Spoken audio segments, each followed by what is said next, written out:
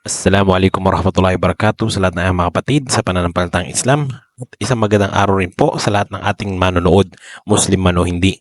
Ngayon po ay pang 23 araw at welcome sa ating araw-araw na pagbabasa ng banal na Quran sa wikang Filipino. I-click nyo lamang po ang profile ko para sa mga naunang part ng ating pagbabasa. Hinihikayat ko po kayong makibasa at magnilay kasama ako sa mga salita ni Allah, gabay para sa katauhan. Itutuloy po natin ito sa Surah Al-Imran pa rin o ang pamilya ni Imran, verse 151. A'udhu billahi minasyaitanir rajim. Bismillahirrahmanirrahim. Ilalagay namin sa puso ng mga hindi nananampalataya ang takot dahil sa kanilang itinambal kay Allah na wala siyang ipadadalang otoridad dito. Ang kanilang hantungan ay ang impyerno. Napakasamang hantungan nito para sa mga hindi nananampalataya. Tinupad sa inyo ni Allah ang kanyang pangako nang kayo ay pumapatay sa inyong mga kalaban sa labanan sa Uhud sa pahintulot niya. Hanggang sa kayo ay nanghina at nagtalo-talo tungkol sa utos at sumuway kayo matapos na ipinakita niya sa inyo ang mga minamahal ninyo na kulimbat ng digmaan. Kabilang sa inyo ay yaong naghahangad sa mundo at ang iba naman ay naghahangad ng kabilang buhay.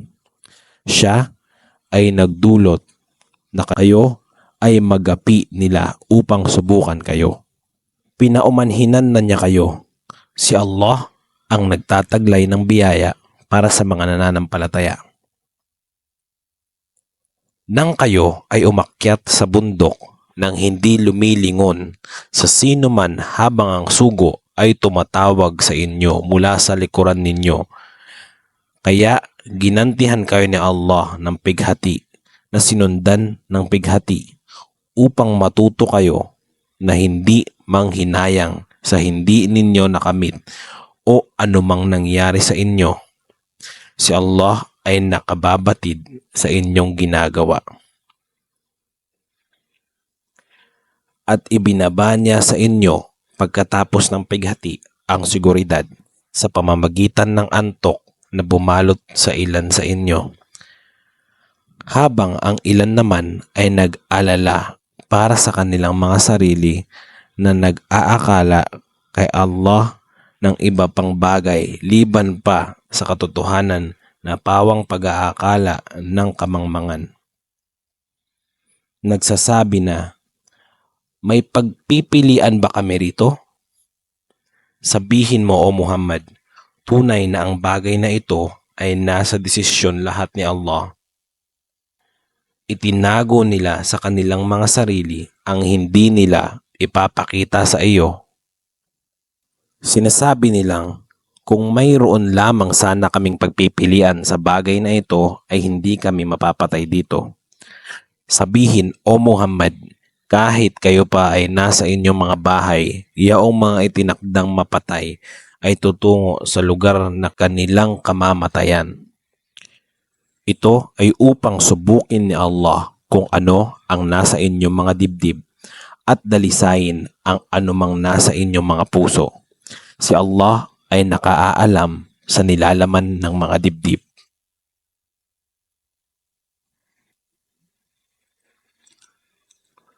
Tunay na iyong mga tumalikod sa inyo noong araw na nagharap ang dalawang hukbo.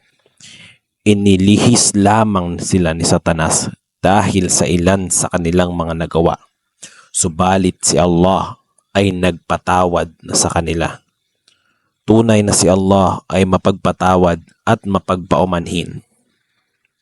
O mga nananampalataya, huwag maging katulad ng mga hindi nananampalataya at nagsabi sa kanilang mga kapatid kapag naglakbay sila sa lupa o humayo upang makibaka. Kung sila ay kasama namin ay hindi sana sila namatay o hindi sila napatay. Kaya ito ay dinulot ni Allah na maging isang bagay na pagsisisihan nila sa kanilang mga puso. Si Allah ay nagbibigay ng buhay at bumabawi nito. Si Allah sa inyong mga ginagawa ay nakakakita. Kung kayo ay mapapatay sa landas ni Allah o mamatay kayo, ang kapatawaran ni Allah at ang kanyang habag ay mas mainam pa sa anumang maipon nila. Kung kayo ay mamatay o mapatay, ay tungo kay Allah kayo ay titipunin. Sa pamamagitan ng habag ni Allah ay naging malumanay ka sa kanila o Muhammad. Kung ikaw man ay naging magaspang o matigas ang puso, ay tiyak na lumayo sila sa paligid mo. Kaya paumanhinan mo sila, humingi ng tawad para sa kanila at sumangguni sa kanila sa mga bagay-bagay. Kapag ikaw ay nakapagdesisyon na, ay manalig kay Allah. Tunay na si Allah ay nagmamahal sa mga nananalig. Kung tutulungan kayo ni Allah ay walang makagagapi sa inyo. Ngunit kung itatakwil niya kayo, ay sino pa ang makatutulong sa inyo liban sa Kanya? Kay Allah marapat na manalig ang mga nananampalataya. Hindi marapat para sa isang propeta ang mandaya sa mga kulimbat sa digmaan. Sino mang mandaya rito ay dadalhin niya ang kanyang kinupit na kulimbat sa araw ng paghukom. Gagantimpalaan ang bawat isa ayon sa kanyang inani at hindi siya dadayain. Ang siyang naghangad ng kaluguran ni Allah ay katulad ba ng siyang umani ng galit ni Allah at ang tahanan niya ay ang impyerno? Napakasamang hantungan ito. Sila ay may iba't ibang antas para kay Allah. Si Allah ay nakakakita sa kanilang ginagawa.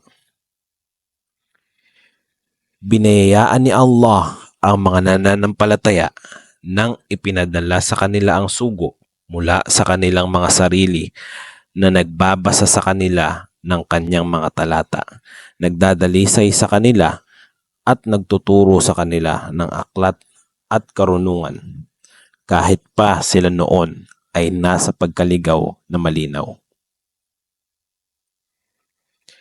Bakit nang dumating sa inyo ang isang sakuna sa labanan ng Uhud, kahit pa doble ang inyong pinsalang idinulot sa kalaban sa labanan ng Badr, ay sinasabi ninyong, saan nanggaling ang sakunang ito? Sabihin mo, O Muhammad, ito ay mula sa inyong mga sarili. Tunay na si Allah sa lahat ng bagay ay may kakayanan. Anumang dumating sa inyong sakuna sa araw na nagsagupa ang dalawang hukbo ay ayon sa paintulot ni Allah at upang makilala niya ang mga nananampalataya. At upang malaman niya ang mga nagpapanggap na Muslim. Kapag sinabi sa kanila, halina, makibaka kayo sa landas ni Allah o magtanggol man lamang, sasabihin nilang, kung nalaman lang namin na mayroong labanan ay hindi sana kami sumunod sa inyo. Mas malapit sila sa hindi pananampalataya sa araw na yaon kaysa sa pananampalataya. Sinasabi nila sa kanilang mga bibig ang mga bagay na wala sa kanilang mga puso. Si Allah ang pinaka nakaalam sa anumang inililihim nila. Yaong mga nagsabi sa kanilang mga kapatid habang sila ay nakaupo sa kanilang mga tahanan, kung sumunod lamang sila sa amin na hindi sana sila napatay. Sabihin mo, O Muhammad, ilayo ninyo mula sa inyong mga sarili ang kamatayan kung kayo ay makatotohanan. Huwag ninyong akalain na yaong mga napatay sa landas ni Allah ay mga patay, bagkus sila ay mga buhay at malapit sa kanilang Panginoon na binibiyayaan. Sila ay maligaya sa anumang ibinigay ni Allah sa kanila na biyaya niya. Sila ay tumatanggap ng magandang balita tungkol doon sa mga magiging martir pagkatapos nila na hindi pa nila nakakasama. Wala silang katatakutan at hindi sila malulungkot. Hanggang dito na lamang po muna. Insyaallah, bukas po natin pagpapatuloy ang karugtong. Salamat po sa pakikibasa at pakikinig. Diyan din pala nawa tayo ni Allah. Assalamualaikum warahmatullahi wabarakatuh.